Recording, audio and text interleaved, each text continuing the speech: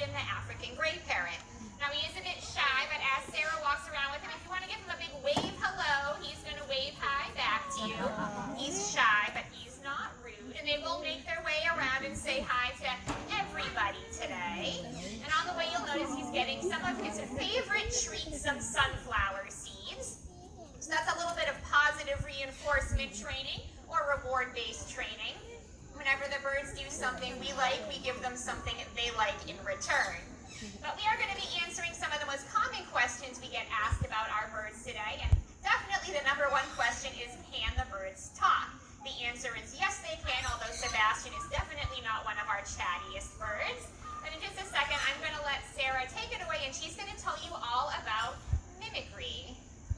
So as Nicole said, the most often question we get is, can birds talk? And the answer is yes, but they do it by mimicry. So when they are born, they will mimic the sounds that their parents make, much like human childs will mimic the sounds that their parents make. And what makes parrots so special in the way that they can mimic sounds is they have an organ called a syrinx. So what helps us talk is an organ called a larynx, and we have 2 vocal cords, while parrot's syrinx has 4 vocal cords. And those extra cords really help them create all kinds of wonderful sounds that we are going to hear in our show today. Now Sebastian is really savoring that treat, so I'm going to let him finish chewing before he shows off his one and only vocal on cue. As Nicole said, he is a little shy, but he does have one on cue that we really like a lot. What do you think, sir? Are you going to be ready anytime today? Looking a little sleepy this morning. All right, now he's done chewing, so I'm going to ask him for it. Now, even with the microphone, it is really quiet, so you're going to want to listen really well. All right, Sebastian, can you fart? Good job, sir. You can give him a hand.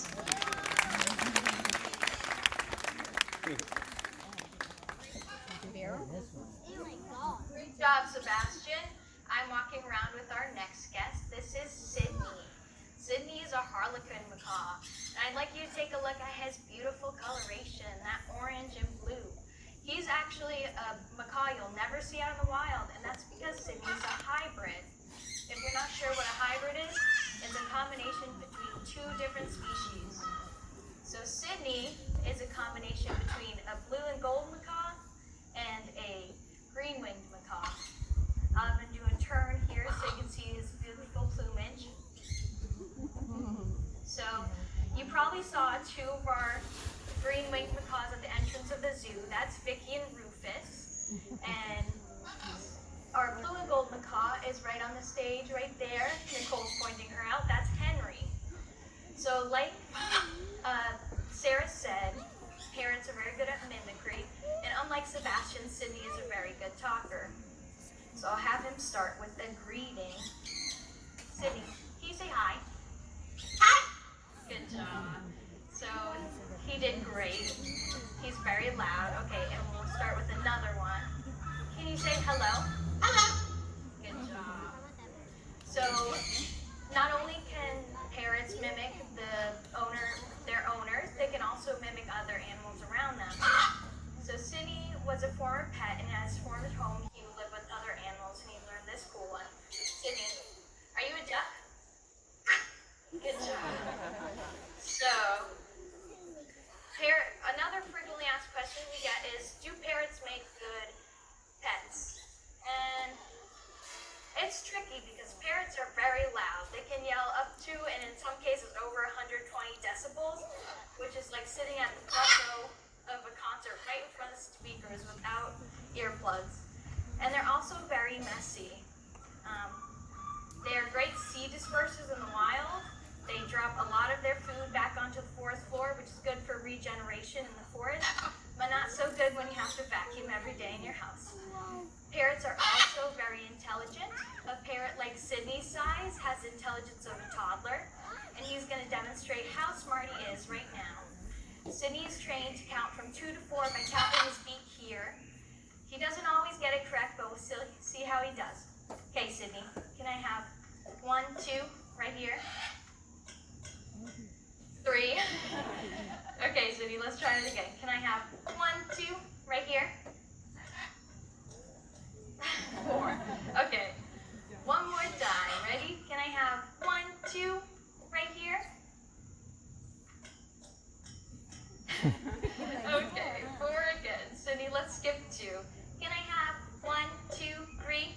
right here. Okay, dare I ask, can I have 4? 1, 2, 3, 4. Right here. So he didn't do it. He said something really funny. Though, Sydney, what do you say when you make a mistake?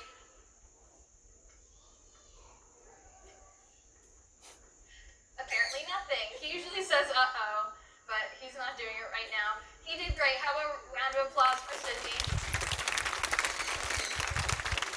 And how about a round of applause for Cora as well for helping us out with that part. She did awesome too. Cindy, not so much, man. You really need to practice. Well, I'm walking around with our next guest. This is my friend Ernie. He is our male Eclectus parrot. Now, this species is pretty unique as far as parrots go, and that they show a really strong degree of sexual dimorphism. That's just a fancy way of saying the males and females look different from each other. So for most of the birds behind me, we'd actually have to do DNA testing to know for sure if they're male or female. For instance, our blue and gold macaw we pointed out a little earlier, Henry, is so named because until a few years ago we thought she was a he, and then she demonstrated another way you can know for sure, and that is by laying an egg. So we were wrong.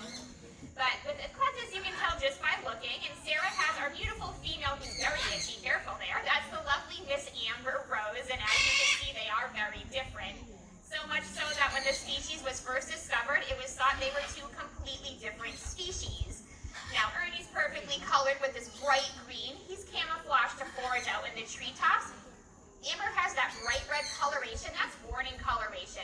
That keeps other females and predators away from their nests. Now, these birds were both former pets as well, and Ernie has some pretty cute vocals too, so we're going to see if he wants to show those off. He looks pretty ready. All right, Ernie, can you say hello? Nice job. He always has to throw in that little pause for dramatic effect there. We are quite the showbird. But he is a really playful guy. He has a favorite game. Most of our birds do. Can you say peekaboo? Peekaboo. Very nice, Ernie. Now he has one more great one, and this really shows you just what that Syrinx can do. So in his former home, he actually lived next to a fire station, and he had his own toy fire truck he used to cruise around the house on, so he learned this really great one. All right, Ernie, where's the fire? Nice job. How about a hand for Ernie? Perfect. That is my favorite also on you. Now the next ambassador I'm going to introduce you to is Zeus, a blue-throated macaw. Now, blue-throated macaws are actually critically endangered, but we will talk about that a little bit later in our show. For now, while Cora brings Zeus around, I would like you all to take a look at his feet. Parrots have something called zygodactyl feet, meaning they have 2 toes in the front and 2 toes in the back. And this helps them navigate around their natural habitats in the rainforest. Birds around here that you would find with zygodactyl feet are owls and woodpeckers. But today, Zeus is going to show us exactly how parrots use their zygodactyl feet by doing a rope climb demonstration for us. If you look to the right side of the stage, you will see a rope that Cora is going to place Zeus on. And in no time, he will have made his way all the way to the top. Now, I don't know if any of my friends in the audience have ever tried to climb a rope before, but it is a task that I find particularly challenging, that Zeus makes look easy peasy, lemon squeezy, not even breaking a sweat on this humid day.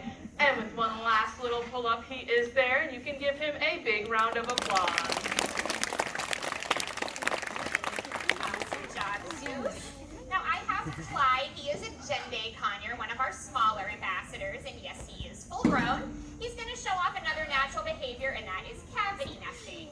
So he's going to fly from platform to platform before climbing into his little nest box over there on the right side.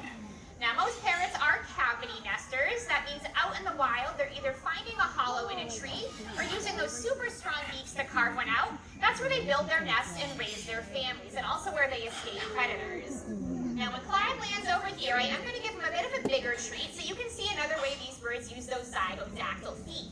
They are prey species, so being able to hold his food in his foot like that and bring it up to his beak allows him to keep his head and eyes up for predators even while he's eating, so he can enjoy a snack without having to risk becoming one too. And he's also doing a great job demonstrating that seed dispersal by dropping crumbs all over the place. The chipmunks are really going to appreciate that later, Clyde. And that was a really big piece. Wow. Are we almost ready to make the next flight here? A little detour, of course, got to get our steps in. and then right into our nest box. How about a hand for Clyde? A very talented flyer indeed. Now, we had a lot of fun in our show. We have seen a lot of cool behaviors and some even cooler ambassador birds. But I would like to take a moment to talk about something a little more serious. As Nicole mentioned, parrots are cavity nesters and they make their homes in trees. And unfortunately in South America, where many of these birds are naturally found, there is a significant problem with deforestation or the cutting down of trees. And in some area, it occurs at a rate of trees being cut down about a football field per second or 20 acres a minute. However, it is not all bad news because there are things, even small, that we can do in our own homes to help. And I would like to turn to my friends in the audience to help brainstorm with me. Who has an idea of things we can do in our own homes by raising their hand? What do you think? Nice and loud for me. Planting trees maybe in your backyard. I do love that suggestion. I have something a little different in mind for today, but that's one of my favorites. What I have in mind for today is something along the lines of reducing, reusing, and we can say it together. What do we think? Recycling. Excellent. So we do have an expert recycler in our flock. Nicole is going to bring around Jolly, who is a military macaw. Military macaws are found all throughout South America, mainly in Mexico, which is actually how they get their name. Not for their fighting style, but because their colors match that of the Mexican military beret uniform. Jolly kind of has a green suit with a little red beret up top. Now, once he gets himself situated on the show perch, he is going to show us exactly how easy recycling should be. He's going to take that single-use plastic water bottle and think long and hard about where he's going to dispose of it, but right in that bin, you can give him a hand. Good job, Jolly. Now, a little earlier, you did get to meet our friend Zeus, the blue-throated macaw. He did the rope climb up on stage. And like Sarah mentioned, that is a critically endangered species. Blue-throated macaws are native to northeastern Bolivia, where it's currently thought there are fewer than 350 left remaining in the wild. So here at Southwick, we support the nonprofit association Harmonia. They have 2 nature reserves where they put artificial nest boxes in the trees to help facilitate breeding for these birds. We've been lucky enough to have chicken legs from some of the boxes we've been able to get out. They're all very excited about the back there.